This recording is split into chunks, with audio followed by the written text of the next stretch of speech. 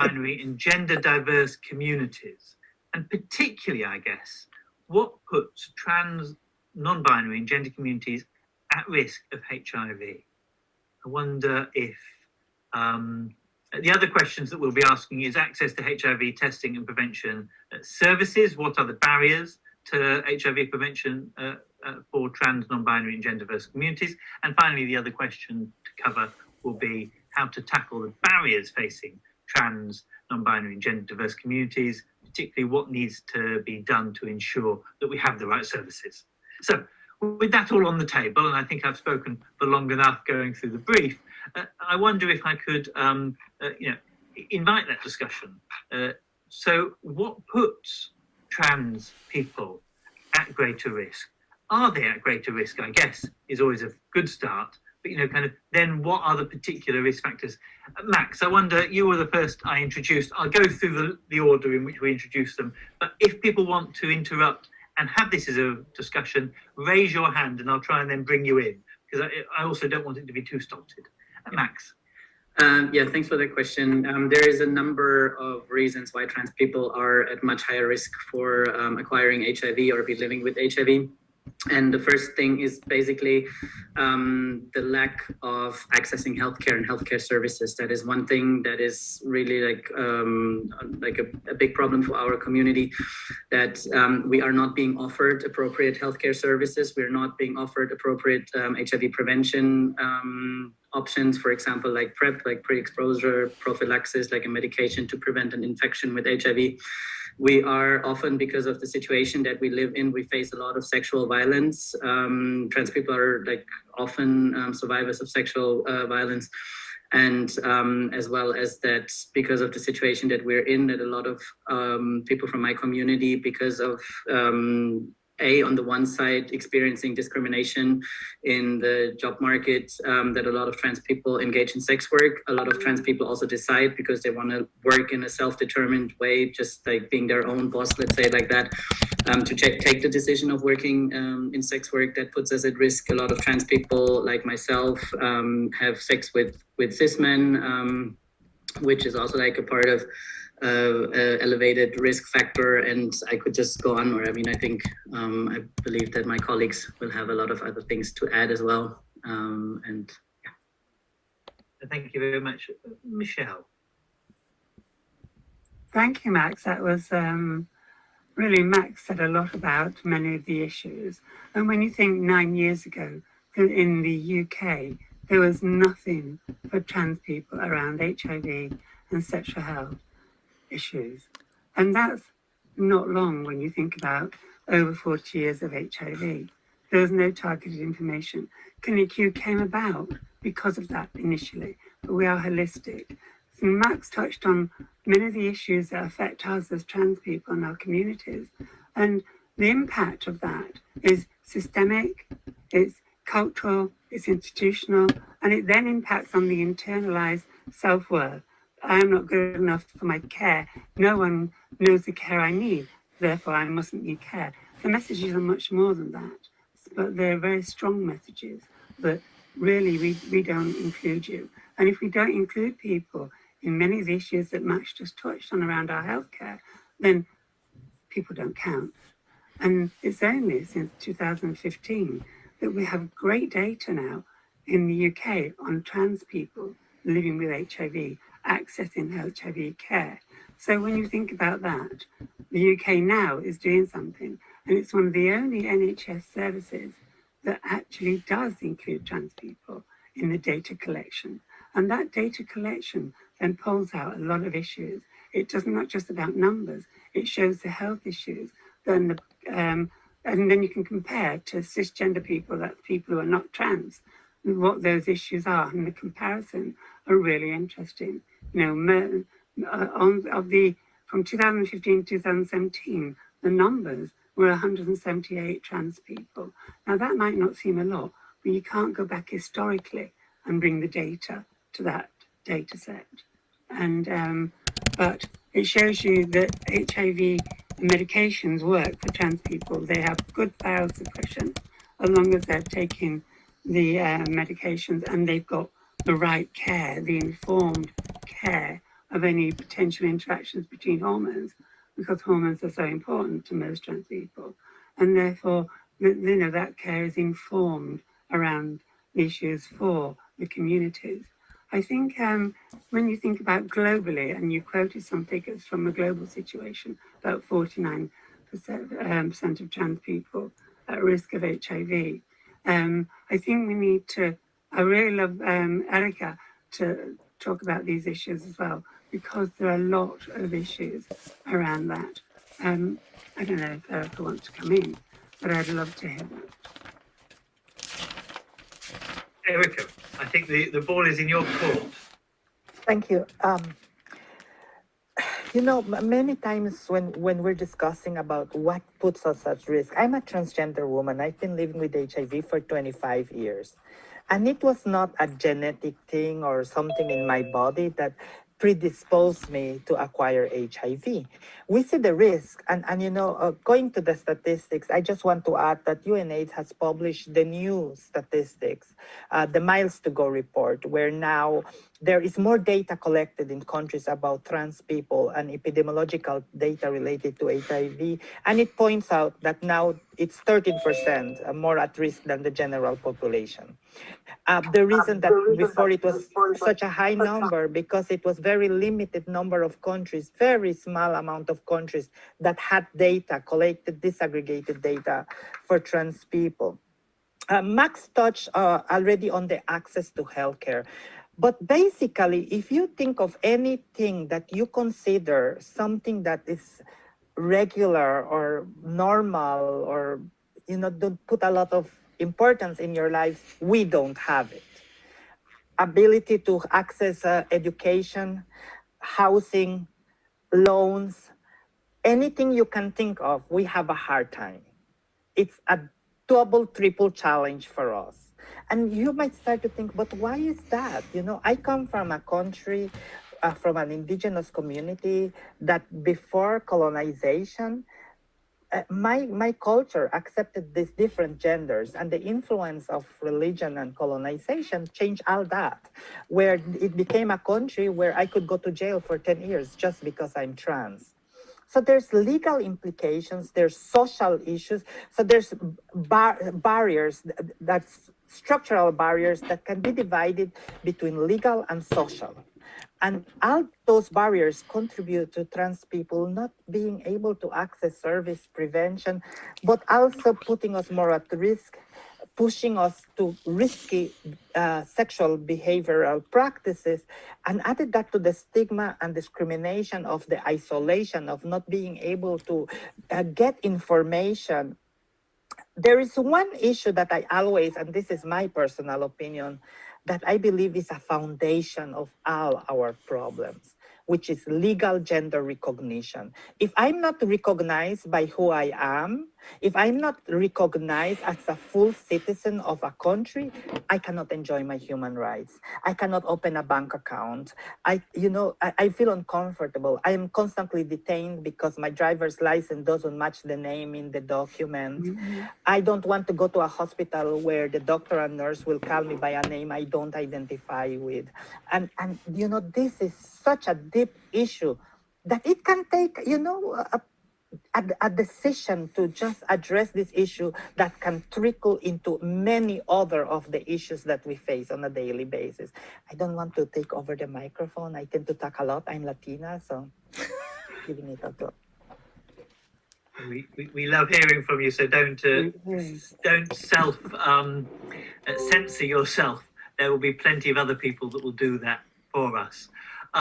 So Eli, I wonder if I could come to you about your thoughts on this and what some of those real barriers are for people getting HIV prevention and treatment. So just sort of want to touch on the lack of education, really.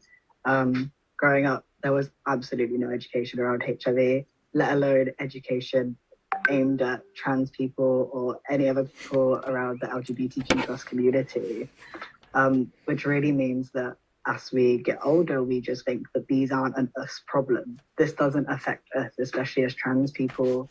This isn't my problem, And another sort of thing I recently did a little survey was discovering that people are more scared of living with two types of stigma, which just prevents people from even wanting to test, because if they test, then what are they going to do about their hormones? What are they going to do if they're misgendered? Sexual health clinics are so heavily gendered, especially in more rural areas.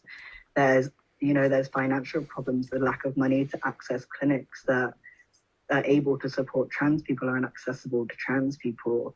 There are all these sort of intersectional problems that mean that trans people trying to access HIV care or access HIV testing, that they can't because they don't know how to, or nothing's signposting them in the right direction. And there's that new THT resource, the sort of Rory helped with, that slowly is getting into the trans community, and people are finally understanding that there are resources for them. There is stuff available to them to learn. But I think, especially as someone who lives in a rural area, it's so hard to find healthcare that fits me and is accessible to me, because, like I said, everything is really heavily gendered, which does make things a lot harder. So yeah, I think that kind of answers it a bit. No, that really does. I wonder if this is a good moment to come to you, Kate, because you are working in a clinic that tries to do some of this this stuff, but what needs to be done more to ensure that trans people can access sexual health and HIV services without those kind of fears that Eli's just talked about.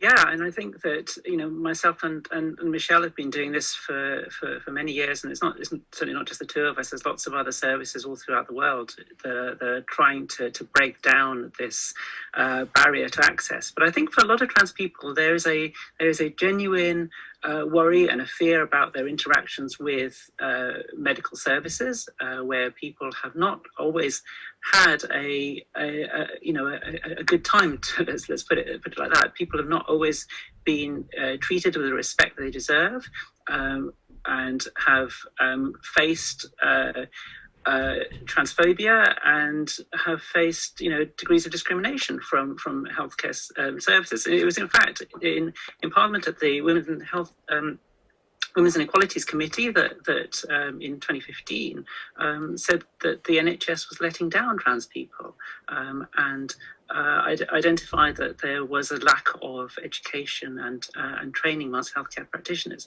And it's something that's really spurred me on to try to develop training and education for my colleagues, and to provide a service that is welcoming and is adapted as much as we possibly can to the needs of trans and gender diverse people.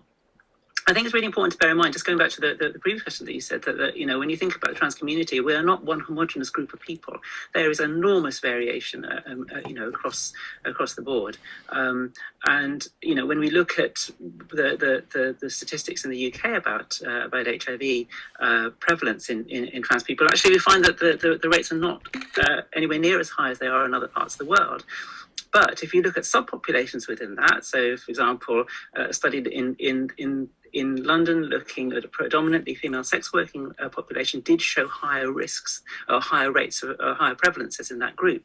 So it comes down to a lot of the traditional, well understood risk factors that may be affecting people. They affect trans people in just the same way. It's not intrinsically because I'm a trans woman that HIV sticks to me any better than it does to anybody else. It's all of the other factors that are associated with that, and trying to understand that is really the key to being able to meet the needs of our population, not just thinking of us as one homogenous group, but thinking about the individual factors that are affecting trans and gender diverse people. Fantastic, thank you. Thanks, Kate. I mean, Rory, I guess you've just been involved in the THT resource on this. I wonder if you can shed any light on that process and some of the outcomes of that within this discussion. Yeah, absolutely. So THT did a survey of trans people across the country, and we had about 200 respondents. And trans, non-binary, gender diverse sort of identities. And we found out that 52%, so over half, felt they weren't in control of their sex life. And the majority of people saying that there's feelings of negativity, low mood, depression were a factor in this. And we also found 45% had never tested for HIV. And that about a similar amount of people were also having condomless sex. So there seems to be, in amongst this social stigma, this lack of being able to access healthcare in a timely and accessible way, and then just a general sort of lack of knowledge about what is there to protect and how you can look after yourself when you're engaging in sex or anything that could be high risk. Last week, I was speaking with a group of young trans people in Brighton, just asking them about HIV and sexual health. And it shocked me that even amongst that cohort, which are fairly engaged young people, at least one person didn't know what HIV was. And that those that obviously did and had been going to sexual health services had reported really bad experiences of where they've been dismissed, they've not been listened to, they've been told that what they wanted isn't what they wanted, which obviously leads people to never want to return to those services at all. What was really great though, I was discussing with them about the idea of doing a trans drop-in clinic for THT in Brighton to sort of complement what Kate is doing with Clinic T. And they're really enthusiastic about that. And so there's clearly a demand for it, but there's a lot to get through in order to access people. That's really, really useful. So demand is there, but there are a number of barriers that get put in the way, either by people's relationship of health previously, or because of institutional barriers such as recognition, and then physical barriers, particularly some of that rural and urban split. Max, I wonder if kind of coming back to you, if there are things that you have been kind of researching around kind of that we can do to start breaking down some of these barriers.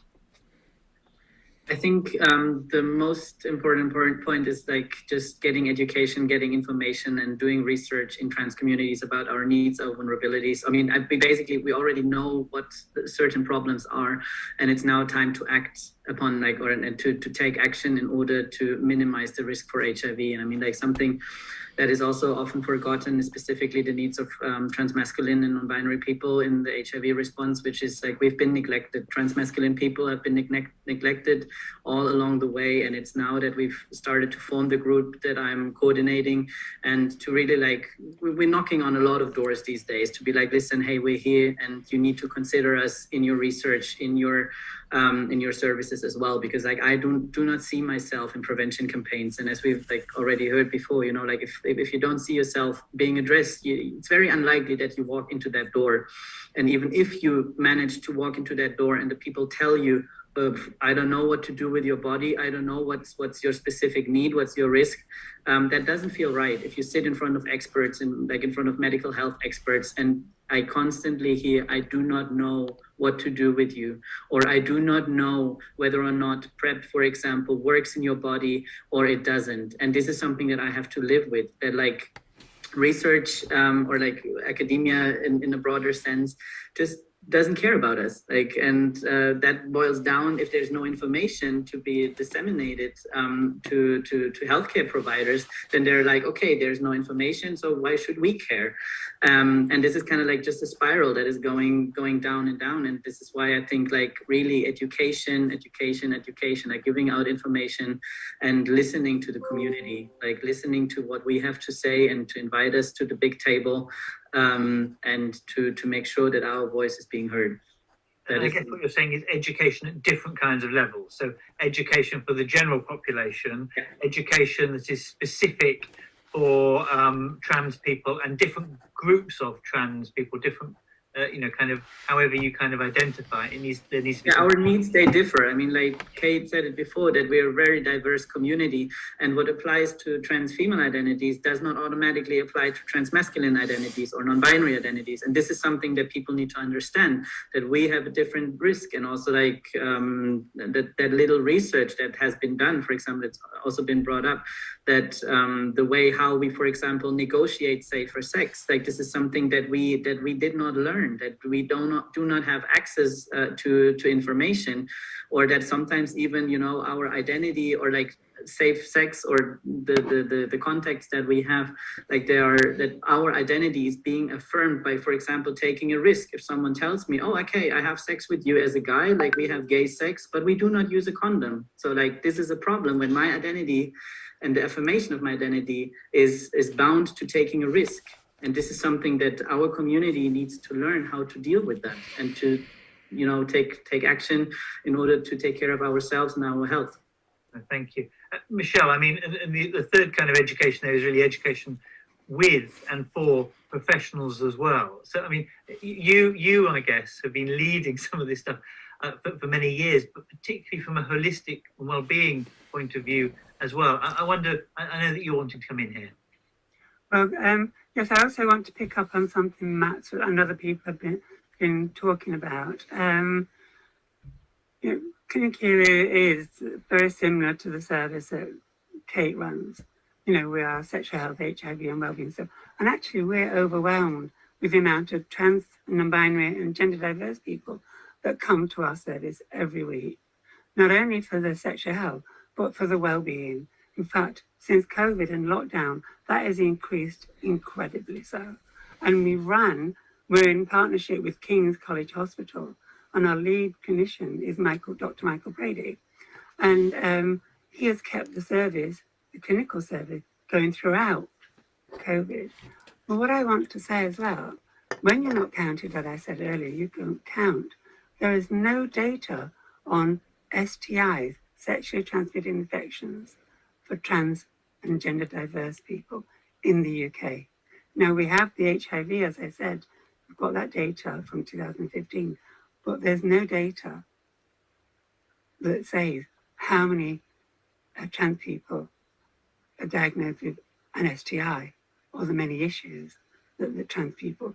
So that alone, when we talk about ending HIV by 2030, that means there's a huge campaign on ending new transmissions of HIV in the UK, well, especially in England. How do you do that? How do you do that when trans people are not targeted, are not focused on specific information? ClinicQ and THC, we've got lots of information directed by trans people for trans people. And it's really important information, but that is not enough. It needs to be systemic. It needs to be throughout all sexual health services. Some of the reasons from the survey that Rory mentioned is the very reasons ClinicQ came about, because 9 years ago, 10 years ago, trans people were having a terrible time, felt abused and did not go back to sexual health services, and still were scratching the surface, because you cannot just think about a number like Kate's in Brighton, we're in London, you know, there's a service in Birmingham that no one ever talks about, but it runs on a Friday, it's for trans people and sexual health. And that's not enough. That's just a few throughout the country. It needs to be much wider. Now we know, we know there's lots of great inclusive sexual health services, but still, from Rory's the survey that they did, it shows it's not enough and it needs to change. Now I don't know if I'm responding to your question, but that's what I wanted to say.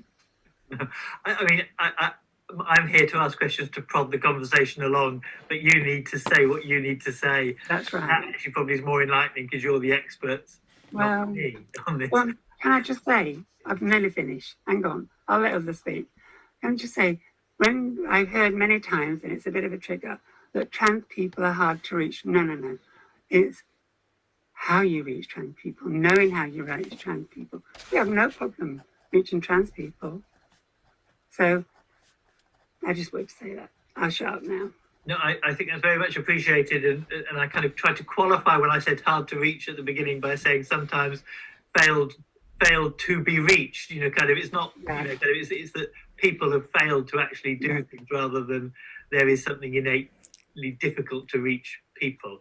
I wasn't having a go at you, just saying. No, but it's always a good point.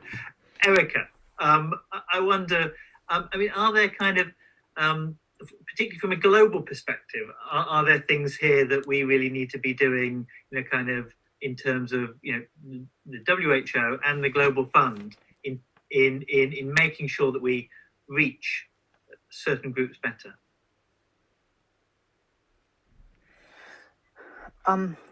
Relating very much to Michelle's comment about reaching people, even these institutions repeatedly use the term communities or people hard to reach, and I think as long as we use the term, we will never reach that part or members of the community that we're failing them.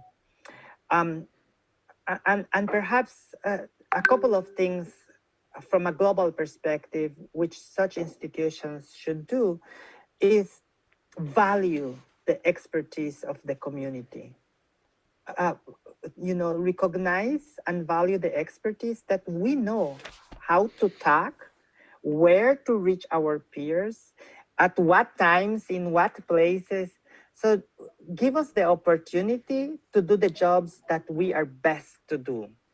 And without intermediaries, that is a very important point. Many times it goes to 1, 2, 3, 4, 5 intermediaries, and the level of funding that reaches community to do the work, it's meager scraps. And then they expect community to have huge achievements with very little financial resources or technical resources, whatever form of resources. And another aspect that really needs to change at a global level is the recognition of community-led and driven data. The research that is produced by the community needs to have an equal value as that produced by states. And that is not happening right now. When you see the information that many global institutions are using, they only use what comes official from the ministries of health and tend to look at our data as it's anecdotal, it's a story of their life, I get invited and I'm, many times to speak. And one thing I always tell people, in one occasion recently, they told me, oh, thank you for coming and speaking to us. You're such an inspiration. And really, that upsets me to an extreme. I don't want to be anybody's inspiration. I want to be a game changer, that you do something with what you are listening today. Coming here and inspiring you, that's not my goal. But actually to trigger something in you so that you do something for our community, that's my end goal. Fantastic. Thank you. Yes, and hopefully that's what that goal will be partly achieved today. The data stuff, I think, is really important. I remember the battles that we had with offices of national statistics when we were doing the SDGs, trying to get alternative sources of data into the Sustainable Development Goals was a nightmare that I think we failed partly at. And that is a challenge that we need to keep pushing. Eli, Max talked a bit about the kind of erasure or the failure really to reach out around trans masculine, trans men within this. I wonder if, you living as a trans man with HIV, what it's like and what issues you face here in the UK. I want to say one of the main issues is I'm consistently expected to be the expert when I'm the one seeking healthcare. So I'll be in appointments and I'll be quizzed on who I am, what kind of genitals I've got, what my life is like, what my HIV means, what being trans means, when I'll be in an appointment for like an eye test and I'm being quizzed on all of this for literally no reason. And even further, in my HIV care, I'm often trying to explain what being trans means. and then accessing transitioning services, I'm then trying to sit there and explain what the HIV means. And it's sort of like, I'm not there to be teaching them. they're there to help me. And then other things is just how invisible I often feel. Like I often feel as if I am talking to no one.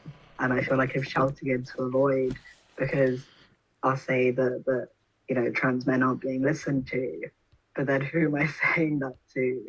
And it's sort of, there's a lot of isolation that comes with being a trans person living with HIV, especially as someone who does live in a rural area, like I said, because it does often feel like it is just me.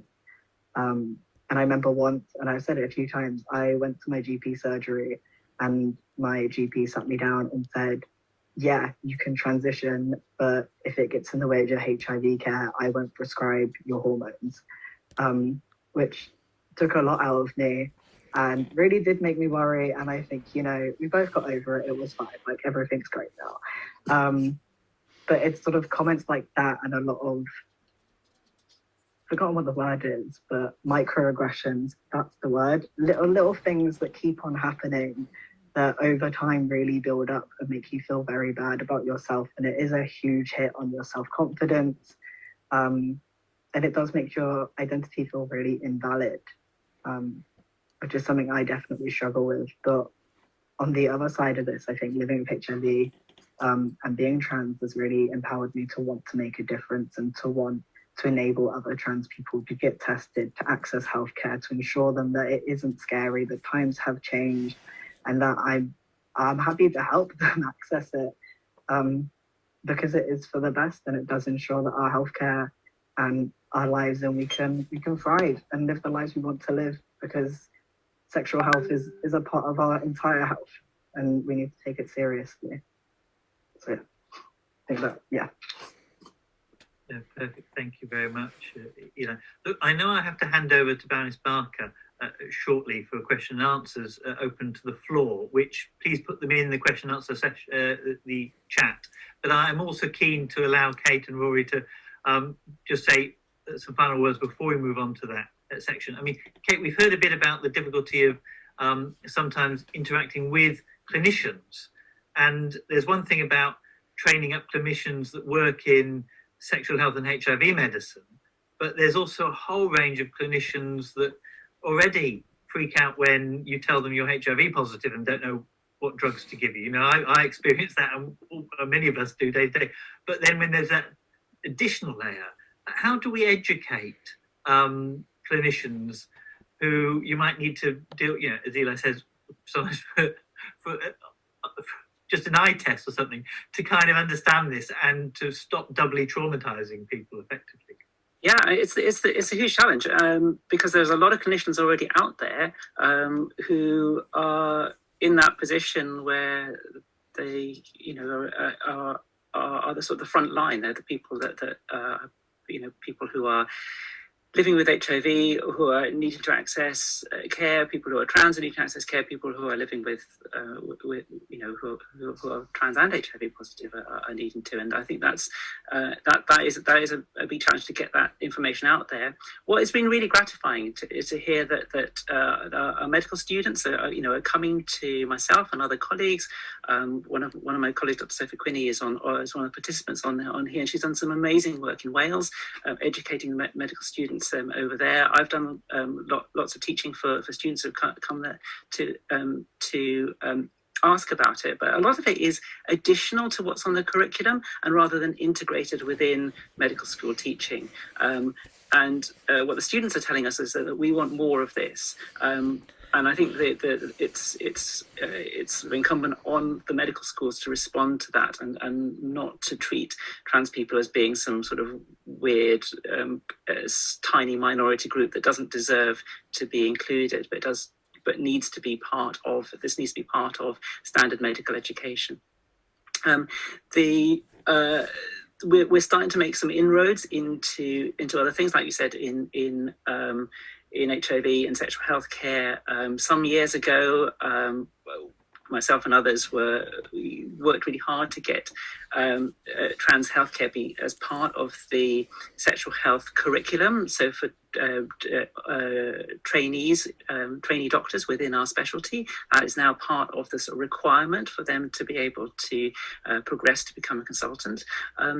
There's now educational resources that have been put into general practice, but a lot of it is very sort of patchy and piecemeal. It's not an integrated sort of thing that allows existing clinicians working in, I don't know, general surgery or orthopedics or whatever to access that. And that's the real problem. If you come in and you're a trans person who's broken their leg, what you don't want to do is to have somebody sort of quizzing you about what genitals you might have or what whether this might have been some way related to your hormone therapy. You just want somebody to get on with the care that person needs, rather than in being over intrusive into something. And really, we're trying to get that education out there, and that is a challenge. That's difficult, and it's one of the reasons that Eli said that a lot of us as trans people often have to act as educators, and I think that's not fair. That's not the role of us as coming to see a clinician.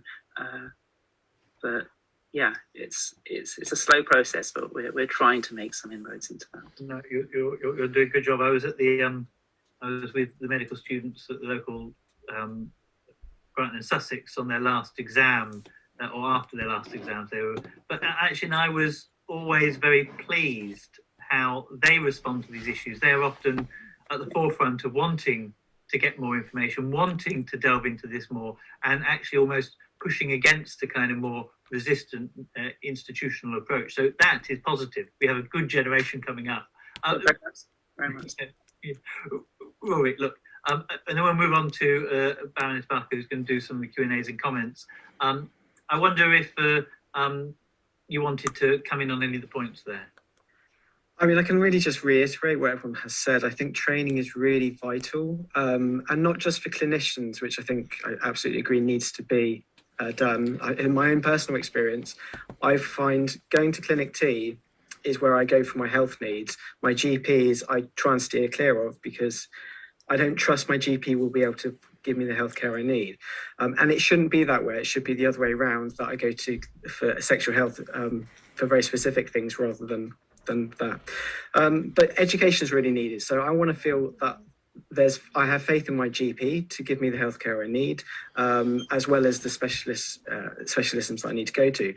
But it's not just the clinicians, it's also the receptionists, the admin staff, the support staff, the people writing the databases. I mean, it's ridiculous that we live in a day and age of IT, and yet we're being forced into these categories of just purely male and female, and categories that a lot of trans bodies just simply don't fit in. And actually, for that matter, a lot of different bodies, trans or not, we don't squeeze into these boxes. And without those, changing these IT systems, we're not going to get the statistics we want. So it's systemic, all of these issues. But overall, I feel that it's this lack of education that's propelling stigma and misinformation and kind of creating these barriers. So that's what I would like to see, is that that across the board, people are being properly educated in the ways that they need to do their jobs correctly, and with equality towards anyone with any gender different or transgender identity. So that's my final bit on that. Thank you very much, Rory. And we've come a long way on some of these things. I remember having huge arguments, even in the International Federation of Medical Student Associations, only 10 years ago, about some of these issues, when they were denying that trans kind of bodies existing. It's either one or the other, or it's some medical kind of problem rather than social issues. And we've changed the WHO, we've changed some of those things, but there's still a hell of a long way to go from what I'm hearing here. Baroness Barker, I wonder if we've got some questions and comments on the floor. Yeah, we do. And we've got a very short space of time, so I'm going to try and just squeeze it all into one thing I want you to respond to. My colleague, Michael Cashman, made the point that over the last 40 years, in the world of HIV, we did, as a community, one one important thing. We recognised our diversity as a community, and together we worked inclusively to change the medical profession. And that is what we need to do again, on all over again on this issue. And I think the converse of that is to just say to those who think that LGB can exist without the T, think again, because it's wrong. It's just wrong, and deadly wrong, I think. Kate Ellis has got a particular question on the data on the incidence of STIs. That's a particularly technical question, I think, but perhaps people could get back to her on that. But although it's quite clear that that may be important proxy data. But I think the key thing which has come out from everybody is this. We've got all different people in different parts of the forest. You know, some people are in the HIV bit, and some people are in the trans men bit, some people are in the NHS bit, and they're not talking to each other. And in the middle, there are a group of people who are being failed by everybody. So what we need to do is to start, first of all, taking Erica's point, start by talking to those people who are at the very heart of the issue about what is going wrong, and how do we take their experience and build from that good, solid research, education, and particularly training materials that address the needs of all the different people who need to be joined up. So in short, what would a really good training, education and information resource be, that one that addresses not just professionals but the needs of people who are transitioning? That's what would your one or two things be that you would say should happen to make that come about a reality? Michelle. Quite a question to ask in such a short time.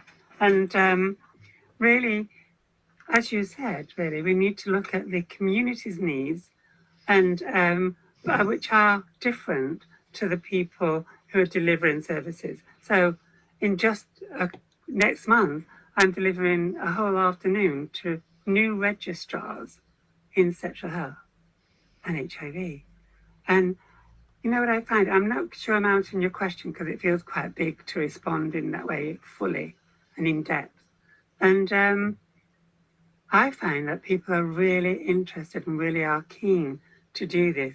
Beaver and Bash have recommendations which Kate and I worked on with them, you know, around, you know, sexual health and HIV for clinicians.